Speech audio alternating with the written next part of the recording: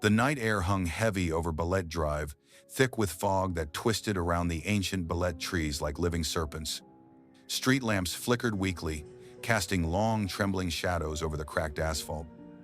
At exactly 3 in the morning, the road felt abandoned yet somehow alive, as if it were watching. A taxi creaked along the narrow path, its headlights cutting a thin beam through the mist. The driver, clutching the wheel, had heard the stories countless times. The white lady who roamed this road, appearing suddenly, vanishing without a trace, leaving only fear behind. Tonight, he told himself, it would be no different. But then, up ahead, a figure appeared, a woman in a long white gown, her face hidden beneath cascading black hair. She stood perfectly still, arms limp, as if waiting. The driver's heart skipped. The stories said she only appeared to those who drove alone. And now, she was here, her pale form glowing faintly in the fog, as though the night itself had conjured her from a forgotten nightmare. Balete Drive was not always feared. In the early 1900s, it was a quiet, tree-lined road connecting small villages on the outskirts of what is now Quezon City. Its Balete trees, ancient and gnarled, were rumored to be sacred to spirits, roots twisting like veins above the ground, forming natural cages that whispered with the wind. Locals avoided the road after dark, speaking in hushed tones about a woman in white whose apparition had haunted drivers for decades. Some said she had been a bride, brutally killed before her wedding day. Others claimed she was a young woman who had died in a car accident, her soul forever bound to the stretch of road where her life ended. Our driver, a man in his late 20s named Miguel, had grown up hearing these stories from taxi colleagues and neighbors. Each tale was similar.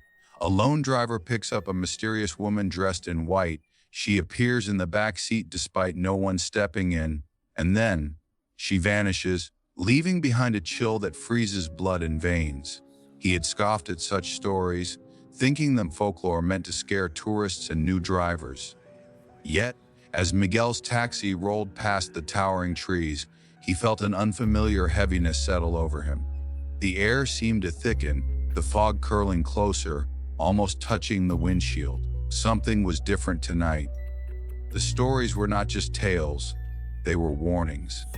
And the figure ahead, pale and still, promised that the legends were about to come alive. Tonight, he told himself, would be no different. But then up ahead, a figure appeared, a woman in a long white gown, her face hidden beneath cascading black hair. She stood perfectly still, arms limp, as if waiting. The driver's heart skipped. The story said she only appeared to those who drove alone.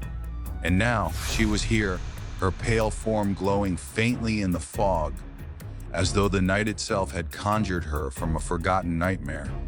Miguel's grip tightened on the steering wheel as the figure in white seemed to step closer. Though the road remained empty of any path she could have walked on. The fog thickened, curling like smoke around the taxi, seeping through the cracks in the windows. His heart pounded in sync with the rhythmic creak of the Balete trees swaying above, casting monstrous shadows that twisted with every flicker of the weak streetlights. The air smelled of damp earth, something almost metallic like old blood lingering unseen. Then, the woman's pale hand appeared on the edge of the windshield, translucent yet chillingly solid. Miguel slammed on the brakes, the tires skidding on the slick asphalt. His headlights cut through the fog for only a few feet before the world seemed swallowed by darkness again. The radio sputtered, emitting bursts of static, whispering voices almost too soft to hear. He leaned forward, eyes wide, scanning the rearview mirror, and froze. There she was, sitting silently in the back seat, her black hair falling over her face, gown spilling like mist across the seat. Miguel's breath came in shallow gasps. The stories had never mentioned this detail. The white lady didn't just appear on the road. She invaded the vehicle, existing in the very space the living occupied. He tried to speak, to ask who she was, but no sound came. The air grew icy, frost forming along the edges of the windshield. Shadows seemed to ripple along the interior, walls bending subtly. the car's dimensions warping as if reality itself was being rewritten. Visions flashed before his eyes, a wedding disrupted by tragedy, a scream swallowed by the fog, a body lying lifeless on the very road he now drove. Miguel's mind raced, trying to make sense of it, but the figure remained calm, motionless, watching. Every instinct screamed to escape, but the road twisted impossibly, looping back on itself. He realized with dawning horror that Balete Drive was no ordinary road tonight. Tonight, it had become a trap, and he had unknowingly driven straight into its heart. Miguel's hands shook as the white lady in the back seat lifted her head ever so slightly. Her face was still obscured by black hair, but the faint glow of her skin made it appear almost translucent, like moonlight trapped in human form. She tilted her head, listening, or perhaps speaking, to something only she could hear. Miguel's mind raced. He wanted to turn around, slam on the brakes, abandon the taxi, but the road no longer responded to his steering. Balete Drive twisted unnaturally, its familiar curves becoming a labyrinth of shadows and fog. The air inside the car grew icy. Miguel could see his own breath fogging in the rearview mirror. Whispers erupted from the radio, fragmented words repeating, "Do not leave, stay." His heart pounded as he glanced down at the passenger seat. The white lady's gown had spread across the floor like a pool of fog, creeping toward the pedals. The car stuttered, engine roaring in protest, lights flickering. Then came the visions. Miguel's surroundings blurred and shifted. He saw a young woman in a white wedding gown, smiling nervously as she clutched a bouquet of wilting flowers. She ran through the streets of old Quezon City, a carriage waiting, a man calling her name.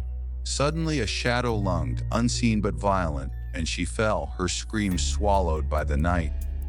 Miguel blinked and the scene vanished, replaced by another. A car decades ago skidding off the road into the same Balete-lined path, her body lifeless, her hand reaching out toward the sky.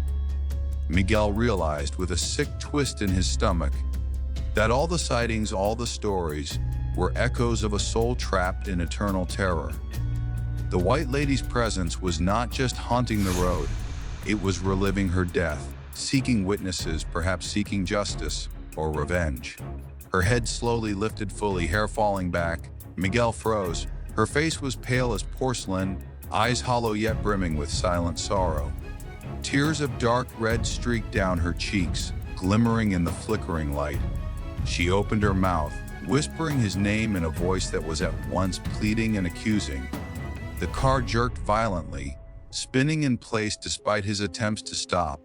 Shadows wrapped around him, pressing against his skin, suffocating. He screamed, fumbling with the keys, slamming pedals, but the white lady simply watched.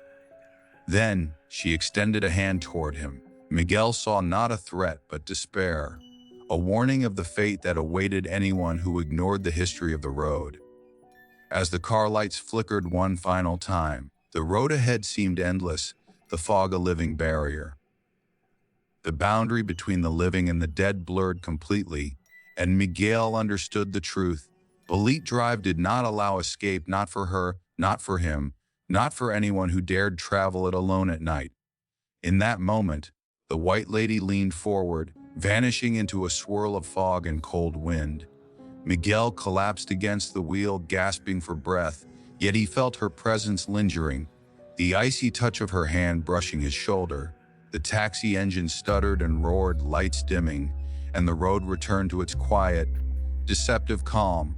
Yet the fear remained, indelible, as if it had etched itself permanently into his very soul. Miguel's vision blurred, sweat mixing with cold mist clinging to his skin. The white lady's presence intensified, pressing on him like an invisible weight. Shadows inside the taxi writhed, stretching across the seats, crawling along the ceiling. The air crackled with electricity, a low hum vibrating through the car as though the world itself was protesting. Then she spoke, her voice cutting through the static and fog, a blend of sorrow and rage. "You shouldn't be here." The words echoed in his mind, twisting into a scream that was not his own. Miguel tried to respond, but his throat was dry, his voice swallowed by the oppressive darkness. Suddenly, the taxi lurched violently. The rearview mirror reflected her face, pale, hollow eyes burning with grief, dark red tears streaking her cheeks.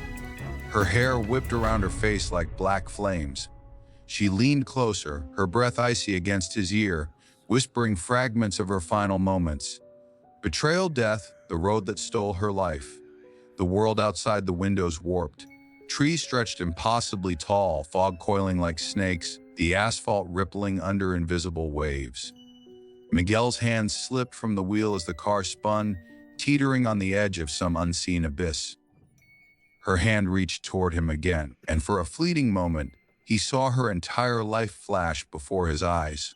Joy, terror, betrayal, death, and understood that the White Lady's wrath was not random. She was bound to the road, exacting her presence on anyone who ignored her tragedy. With a final, bone-chilling whisper, she vanished, leaving only a lingering cold and the haunting echo of her warning. Miguel collapsed, trembling, the taxi silent, the fog beginning to lift, but the fear remained rooted deep in his soul. The fog slowly thinned, revealing the familiar curves of Balete Drive. Miguel's hands still trembled on the wheel, his heart pounding in a rhythm that felt too loud for the quiet road. The White Lady was gone, or so he thought. The street lamps flickered, casting shadows that seemed to stretch toward him like reaching fingers. As he exhaled, trying to convince himself it had been a hallucination, his eyes fell to the rearview mirror.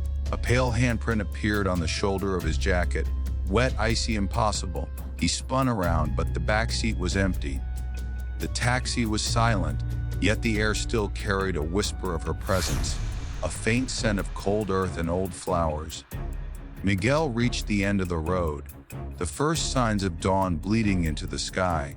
He stumbled out of the taxi shaken, glancing back at the Balete trees. They swayed gently as if nothing had happened, yet he knew the truth. The White Lady would return. Another night, another driver, another story. Balete Drive did not forgive. It waited, and she waited with it. The road was quiet again, but the fear, the warning, and the legend had etched themselves permanently into Miguel's soul.